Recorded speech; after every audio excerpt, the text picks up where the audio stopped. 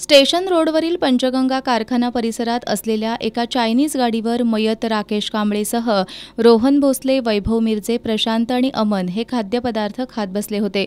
त्यांच्यामध्ये शिवीगाळीसह चेष्टा मस्करी सुरू होती। त्याचवेळी तिथून संशयित सूरज कौंदाडे त्याच्या मित्रासह चालला होता। त्याला राकेश आणि त्याचे मित्र आपल्याला बघून शिवीगाळ करतायत असं वाटल्यानं त्यानं त्यांना जाब विचारला। यातून वाद सुरू झाला।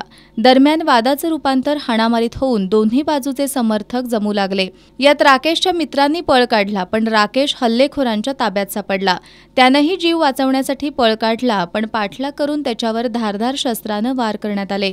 यामध्ये गंभीर जखमी झालेल्या राकेशला आयजीएममध्ये दाखल करण्यात आलं, परंतु तिथं उपचारापूर्वीच त्याचा मृत्यू झाल्याचं डॉक्टरांनी घोषित केलं।